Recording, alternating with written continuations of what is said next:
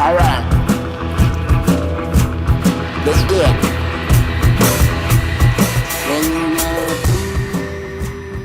My name is David Jovanovic and I just finished film directing studies in Belgrade. I am the director and one of the producers of my graduation movie Sun Can't Be Seen No More.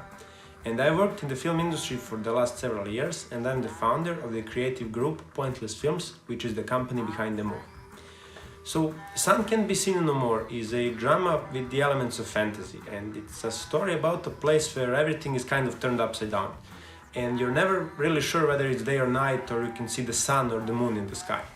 And for the villagers, this place was always a dirty, dusty and empty place. But for our main character, Dule, who is 7 years old, this place was always a playground full of mystery and excitements and magic. But a multinational iron mine, which is practically in the backyard of Dule's house, is expanding and it's buying land and forcing villagers to move. It's also poisoning the air and the soil.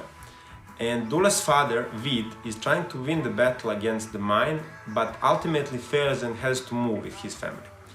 But although the story is kind of grim and pessimistic, we never experience it as such, because we see it through Dule's perspective, which is colored with magic and fantasy and child's optimism.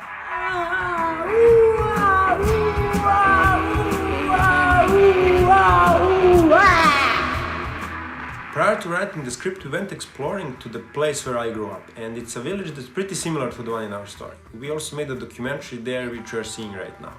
And we figured that would be a perfect place for our movie, because we are very familiar with the locations and the people and so on.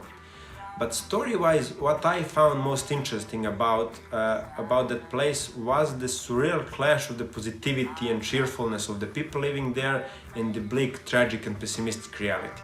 Pozdrav cijeloj Srbiji!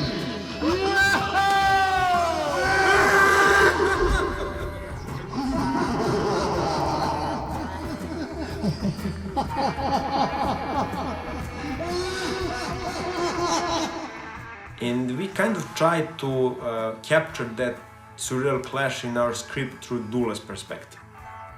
So the contrast to the bleak ecological story about the mine is captured in a small plastic greenhouse. And it's a greenhouse that Dule and his father are building to save the crops from the poison from the mine. But actually it's more kind of a symbol. It's their magical place and it's kind of a shelter from the outer adult world and its worries, and it's also a place for them to bond and to daydream.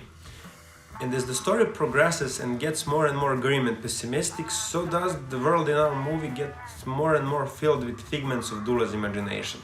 So the movie ends with a fairy tale-like scene where their house floats away like a balloon. And even though from a rational point of view the ending is tragical and the family loses their home, through the story they learn how to find a silver lining. Dule gets a better understanding of what the world of adults is like and bonds with his father, who remembers what it's like to be a child and regain some hope. And that kind of childish optimism at the end of the movie is something that I really think we all need right now. And so we won part of the needed funds at Film Center of Serbia's contest, and the whole creative team behind the movie are the same people that I've been working with for the past 4 years, and they are all already involved in the pre-production process of the movie. But now we need your help to tell this story as we believe it should be told.